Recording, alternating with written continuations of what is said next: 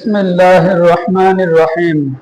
বাবুন কাইফাত তাকাশশুফি ইনদাল হাজাত, অর্থাৎ কযায়ে হাজতের সময় সতর কিভাবে খুলবে, কতটুকু খুলবে, কিভাবে খুলবে, এই সম্পর্কে হাদিস আসতেছে। হাদিসটা পড়ো।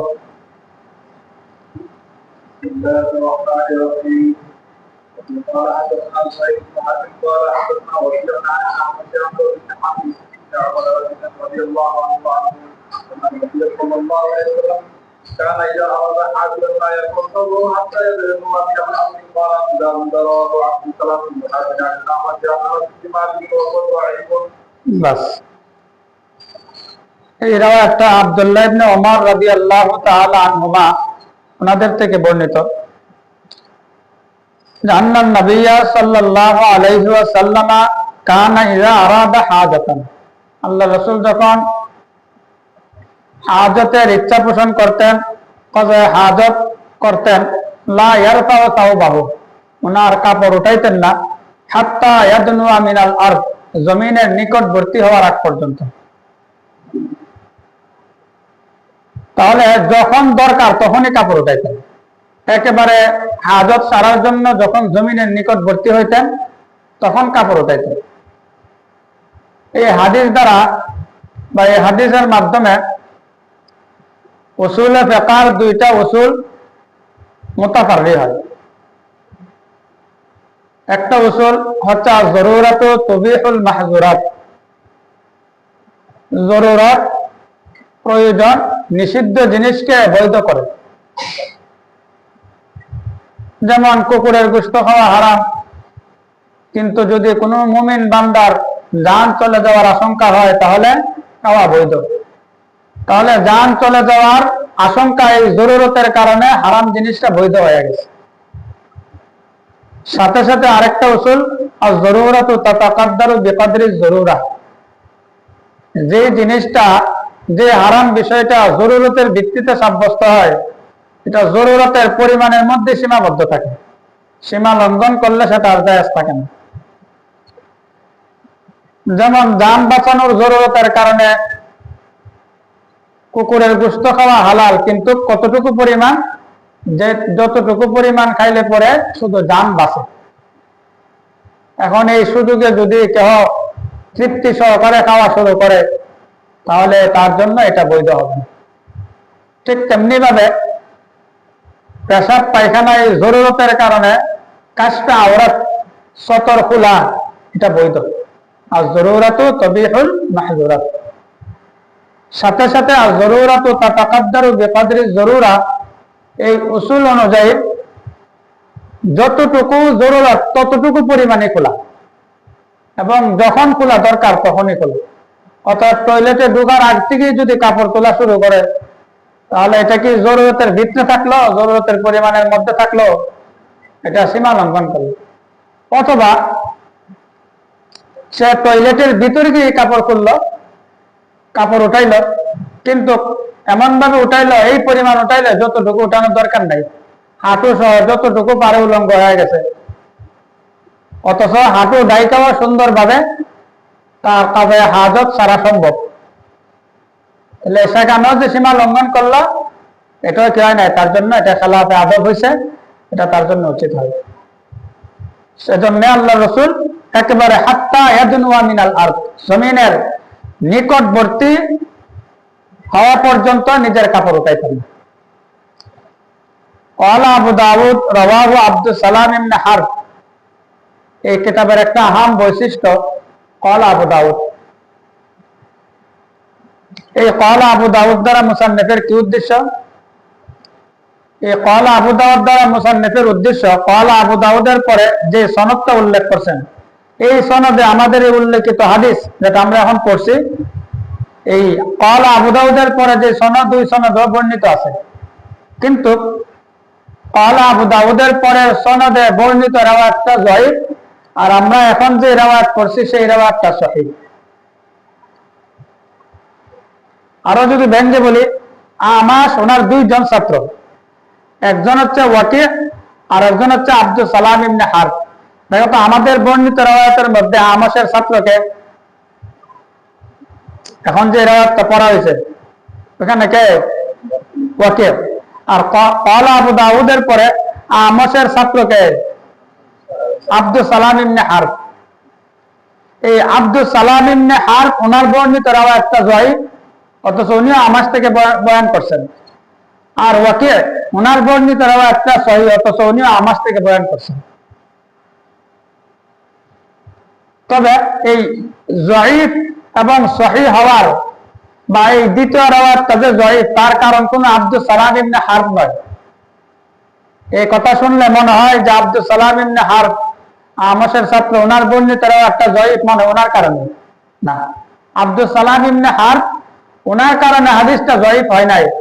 কেন? কারণ উনি একজন সিকা রাবী এবং হাফিজুল হাদিস, সাথে সাথে উনি মিন রিজালিস সহিহাইন, বুখারী মুসলিম রেওয়ায়াত করছে যে সমস্ত রাবীরা তাদের মধ্যে অন্তর্ভুক্ত। তাহলে আব্দুস সালাম ইবনে হারব ওনার কারণে হাদিসটা জয়ীফ হয় না। তাহলে এখন প্রশ্ন, কিসের কারণে হাদিসটা জয়ীফ হয়েছে? হাদিস কেন জয়ীফ হয়েছে এই জিনিসটা বোঝার আগে আমরা বুঝি এই আমাশের দুই ছাত্রের দুই রেওয়ায়াতের মধ্যে ব্যবধানটা কোথায়। তাহলে হাদিসের জহুরটা সহজে বোঝা যাবে।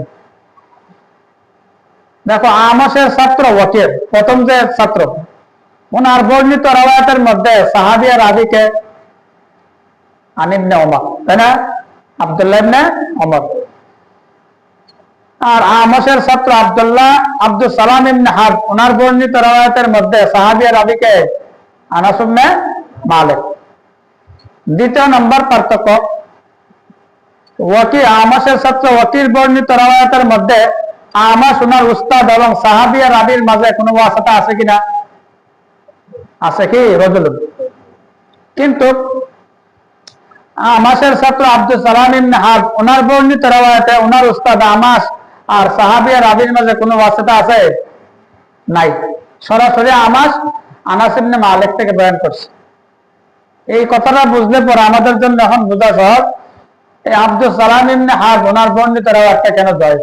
কারণ ওনার উস্তাদ আমাশ সরাসরি সাহাবী আর রাবী আনাস ইবনে মালিক থেকে হাদিস শুনে নাই। তাহলে বোঝা গেল মাঝখানে একজন রাবী পড়ে গেছে। সেজন্য ইমাম তিরমিজি রাহমাতুল্লাহ আলাইহি এই হাদিসটাকে মুরসাল বলছেন। কেন? মাঝখানে একজন রাবী নাই। তাহলে এই হাদিসটা জহুরের কারণ আব্দুস সালাম ইবনে হারব নয়, বরঞ্চ মাঝখানে ওনার উস্তাদ আমাশ আর সাহাবী আর রাবী আনাস ইবনে মালিকের মাঝে একজন রাবী পড়ে গেছে। সেজন্য হাদিসটাকে জয়ীফ হয়েছে। এখন একটা প্রশ্ন হয় যে প্রথমটা সহিহ কিভাবে হয়? কারণ প্রথম সনদের মধ্যে ওয়াকি ওনার বর্ণিত সনদের মধ্যেও যে ওয়াসিতা আছে তাও তো রজুলে মুবহাম, কোন নির্দিষ্ট কোন রাবীর নাম নাই। আর রজুলে মুবহাম অস্পষ্ট একজন ব্যক্তি, ওনার বর্ণিত রেওয়ায়াত তো জয়ীফ হওয়ারই কথা। ওই রেওয়ায়াতটা কিভাবে সহিহ হয়? এর উত্তর হচ্ছে জানা, প্রথম রেওয়ায়াতটা এটা সহিহ এইভাবে বোঝা যায় যে যদি নাকি প্রথম বর্ণিত রেওয়ায়াতের মধ্যে রজুলুন যে ওয়াসিতা আসছে উনি যদি জয়ীফ রাবী হইতো, তাহলে আবু দাউদ রাহমাতুল্লাহ আলাইহি সেটার জওয়াব নিয়ে আলোচনা করতেন। তার মানে এই রজুলটা এখানে যদি আবার রজুলে মুবহাম দেখাচ্ছে, কিন্তু আবু দাউদ রাহমাতুল্লাহ আলাইহির যিহনের মধ্যে আছে রজুল দ্বারা কোন রজুল উদ্দেশ্য। উনি নিশ্চয়ই ওনার নিকটে একজন সিকা রাবী হবেন, সেই জন্য উনি কি করেন নাই? এই হাদিসটাকে জয়ীফ বলেন নাই। এখন অনেক সময় ইমতিহানও আসে যে রজুলের মেজদা কি হইতে পারে, ওই ব্যক্তি কে। তো এখানে দেখো বাইনাস সতরে একজনের নাম লেখছে কিলা হুয়া কাসিম ইবনে মুহাম্মদ, রজুলের নিচে বাইনাস সতরে আছে। অনেকে বলছেন এই রজুলুন হচ্ছে কাসিম ইবনে মুহাম্মদ, উনি একজন কবি। আবার ইবনুল কাইয়্যিম রাহমাতুল্লাহ আলাইহি উনি বলছেন গিয়াস ইবনে ইব্রাহিম। তবে এখানে ইবনুল কাইয়্যিম রাহমাতুল্লাহ আলাইহি যে নাম বলছেন গিয়াস ইবনে ইব্রাহিম, এটা যথাযথ নয়, শুদ্ধ নয়। কারণ গিয়াস ইবনে ইব্রাহিম উনি একজন জয়ীফ রাবী। তো যদি রজুলুনের মাসদার গিয়াস ইবনে ইব্রাহিম হয় তো এই হাদিসটা জয়ীফ হয়ে যাবে।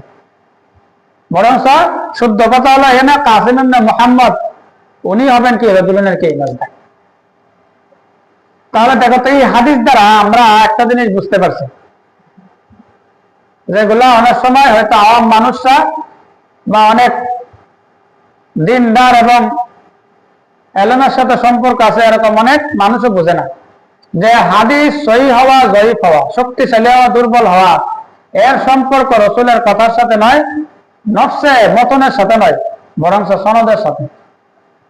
প্রথম বর্ণিত সনদের মধ্যে সবাই আছেন এবং সবাই শক্তিশালী বিধায় হাদিসটা সহিহ, আর দ্বিতীয় বর্ণিত রাওয়াতে একই হাদিস, মতন একই, কিন্তু দ্বিতীয় সনদের মধ্যে একজন রাবী নাই, সেজন্য হাদিসটা জয়ীফ হয়ে গেছে। তাহলে সহিহ হওয়া, জয়ীফ হওয়া এটা রসুলের কথার মধ্যে এমন নয় যে রসুল যৌবন কালে যে কথা বলছেন, স্মরণ শক্তি বেশি ছিল, সেজন্য তখনকার কথাটা অনেক বিশুদ্ধ এবং শক্তিশালী ছিল।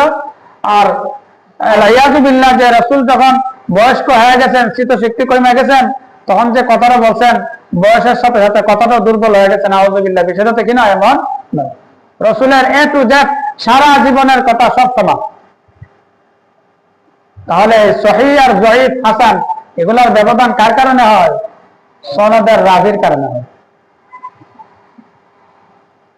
বাবু কারাহিয়াতিল কালামে ইনদাল খালা, বাইতুল খালাতে গিয়ে কথা বলা মাকরুহ।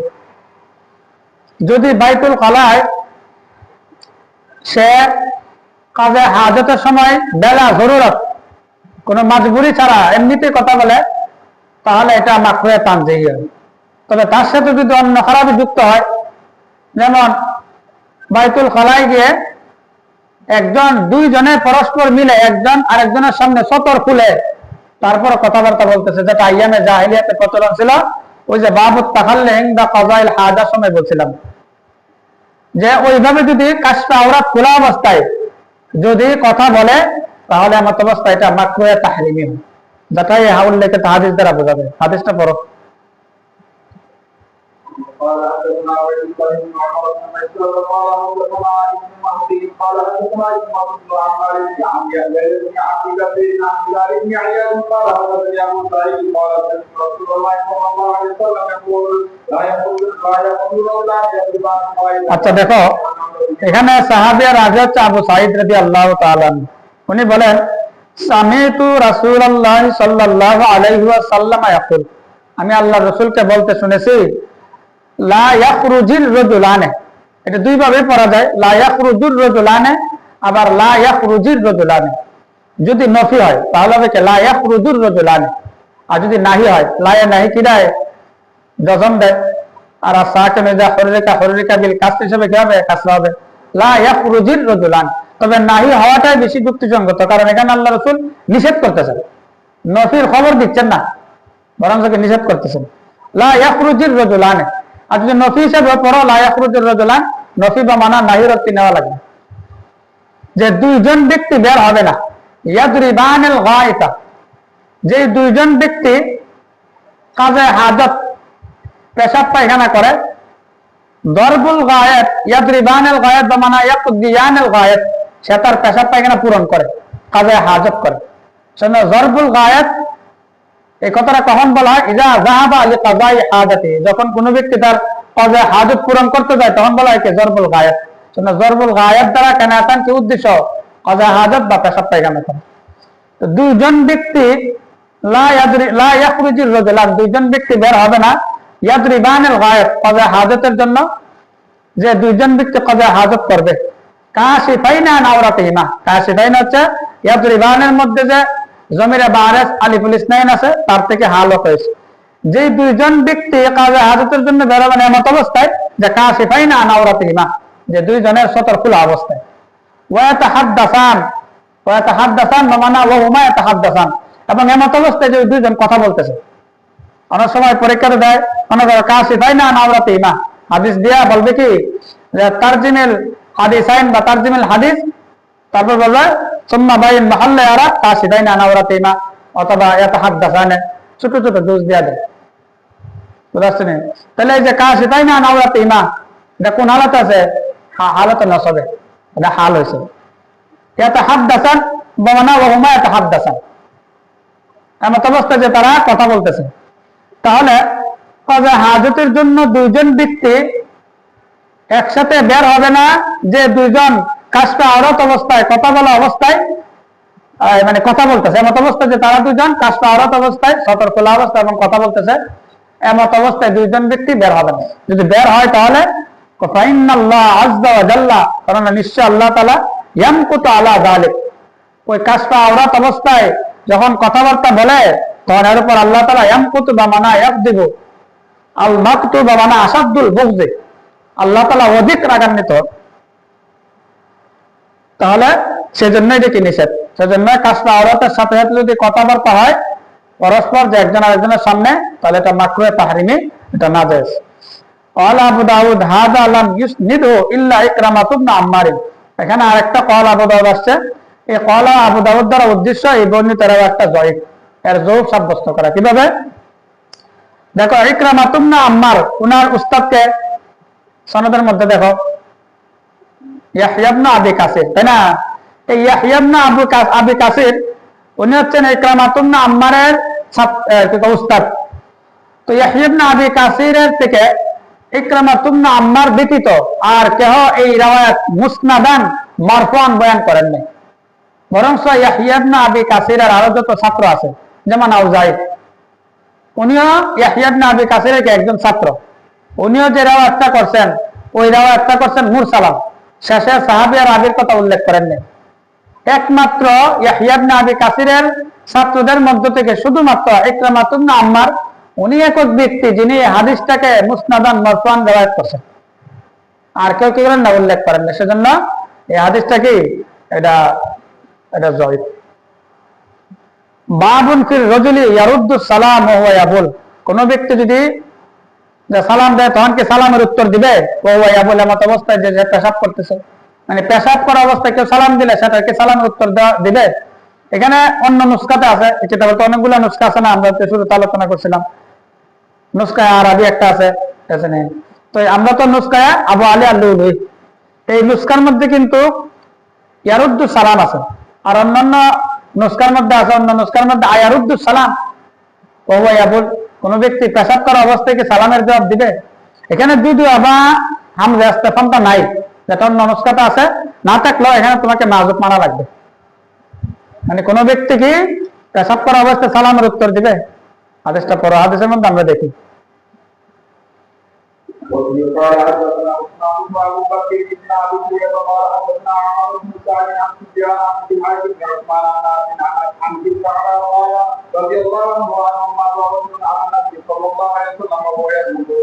এই যখন আব্দুল্লাহ ইবনে ওমর, আব্দুল্লাহ ইবনে আব্বাস, এই নামগুলা সাহাবী রাবীদের মধ্যে আসবে, রাদিয়াল্লাহু তাআলা আনহুমা ওয়া আনহুম, শেষে আর আনহুমা ওয়া আনহুম এরকম বলবো।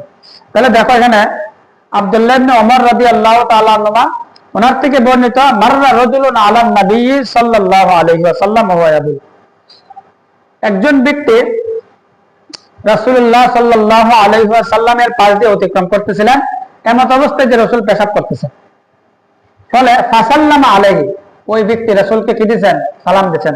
সালাম ইয়ারুদ্দা আলাইহি সালাম, কিন্তু আল্লাহ রাসূল আলাইহি তার সালামের জবাব দেন নাই।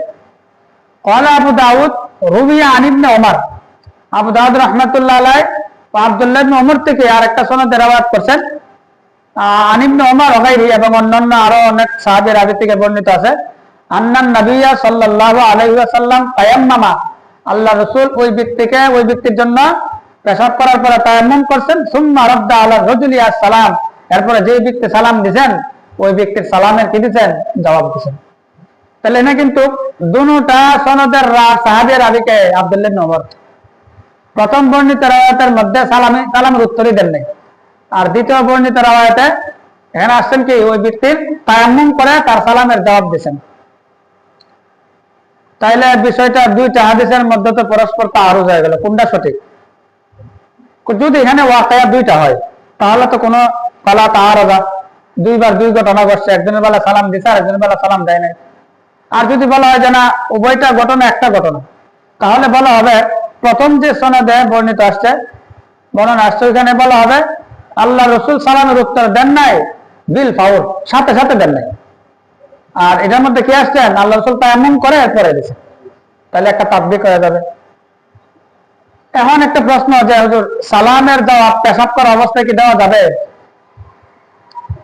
তোমরা কি বলো, পেশাব করা অবস্থায় কি সালামের জবাব দেওয়া যাবে? এটা সাধারণ আকলের মাধ্যমে বুঝে আসে, তাই না? কেন? পেশাব করা অবস্থায় সালামের জবাব তো দূরের কথা, সাধারণ কথা বলাই তো মাকরুহ, যেটা পূর্বে গেছে, অপছন্দনীয়। সেখানে সালামের জবাব দেওয়া এটা তো বতুরি কাউলাই নিষেধ, অনুচিত। তাহলে সালামের জবাব দেব না, তাহলে পেশাব শেষ করার পরে তারপরে কি দেওয়া যাবে? হ্যাঁ, পেশাব ইস্তেঞ্জা শেষ করার পরে যদি ওই ব্যক্তির সালামের জবাব দেওয়া হয় তখন আবশ্যক নয়, সালামের জবাব দেওয়া আবশ্যক নয়। তবে কেউ যদি দেয় তাহলে সেটা হবে তার পক্ষ থেকে ইহসান তাবাররুক, এটা একটা অনুগ্রহ হবে, কিন্তু দেওয়া কিনা আবশ্যক নয়। ইহসান কিভাবে? সালামের উত্তর দিয়া তার জন্য শান্তির কামনা, শান্তির দোয়া করতেছে, সেজন্য ইহসান করলো, তার উপর আবশ্যক ছিল না। এখন কথা হচ্ছে, যদি নাকি সালামের উত্তর পেশাব করার পরেই দেওয়া যায় তো আরব ছাড়া, তাহলে আল্লাহ রসুল একবারে তায়াম্মুম করে তারপরে সালামের উত্তর দিচ্ছেন। এই হাদিস দ্বারা কেমনটা বোঝা যায় যে তো আরব ছাড়া, পবিত্রতা ছাড়া সালামের জবাব দেওয়া যাবে না? কারণ আসলে পবিত্রতা ছাড়াও সালামের জবাব দেওয়া যাবে, তবে আল্লাহ রসুল এখানে আউলাবিয়ত, উত্তমের উপর কি করছেন? আমল করছেন। এবং কেন আল্লাহ রসুল তায়াম্মুম করে সালামের জবাব দিচ্ছেন এর বিবরণ এর পরবর্তী রাওয়ায়াত আর স্পষ্ট করে আসতেছে। এর পরবর্তী রাওয়ায়াত আসতেছে, আল্লাহ রসুল বলেন, ইন্নী কারিহতু আন আযকুরাল্লাহ তাআলা যিকরু ইল্লা আলা তুরিন, আমি অপবিত্র অবস্থায় বা পবিত্রতা ছাড়া আল্লাহর নাম নেওয়াকে অপছন্দ করি, যিকরুল্লাহকে অপছন্দ করি। আর সালামের ভিতরে তো আল্লাহর নাম আছে, সেজন্য উনি কি তায়াম্মুম ছাড়া ওই সালামের জবাব দেন না, তায়াম্মুম করে এরপরে সালামের জবাব দিচ্ছেন। তো আদিতে এই মাসালাটা আরো সুন্দর করে উপস্থাপন করছেন যে সেখানে ব্যক্তি আসলে সালাম দিয়ে সে দেয়ালের আড়াল হয়ে যাবে, এমন অবস্থায় রসুল কি করছেন? তায়াম্মুম করে, যদি তায়াম্মুম উযু করে সালামের জবাব দিতে যায় তাহলে সে তো আড়াল হয়ে যাবে, তার সালামের জবাবটা দেওয়া যাবে না। সেজন্য আল্লাহ রাসূল কি করছেন? তায়াম্মুম করে তাড়াহুড়া করে তার সালামের জবাবটা কি দিচ্ছেন, কারণ আড়াল হয়ে গেলে তার দিতে পারবে না। এই হাদিসের অধীনে ওই তোয়াবিতে, আমার তো দর্শে নজামির মধ্যে সব থেকে ভালো লাগে এই তোয়াবি শরীফ, যখন পড়াইছি খুব ভালো লাগছে। সেখানে এই হাদিসের অধীনে ইমাম তোয়াবি রাহমাতুল্লাহ আলাইহি একটা মাসালা আলোচনা করছেন, সেটা হচ্ছে কি ইবাদতে ফাইতা লা ইলাহা খলফের বেলায় তায়াম্মুম জায়েজ। মানে এমন ইবাদত যে ইবাদত ফৌত হয়ে গেলে তার কোনো খলিফা নেই, যেমন সালাতুল জানাজা গিয়া পাও নাই, কাজা করতে পারবা। সালাতুল ঈদাইন যথাসময়ে গিয়ে নামাজ পড়তে পারি নাই, মাসবুকে নামাজ পড়ার সিস্টেম আছে, কিন্তু নামাজ যদি পরিপূর্ণ ছুটা যায় এটা কাজা করার কি নাই, সিস্টেম নেই, নিয়ম নেই, খলিফা নেই। তাহলে এই সমস্ত ইবাদত গুলার বেলায় পানি থাকা সত্ত্বেও সে যদি তায়াম্মুম করে নামাজ পড়ে তাহলে তার নামাজ হবে, ওই সমস্ত ইবাদত গুলো আদায় হয়ে যাবে। কেন? পানি দিয়ে উযু করতে গেলে তার নামাজ ছুটে যাওয়ার আশঙ্কা, সেই জন্য তায়াম্মুম করে কি করতে পারবে? নামাজ পড়তে পারবে, ওই ইবাদত গুলা করতে পারবে। এটা বোঝা গেছে এই কিসের মাধ্যমে?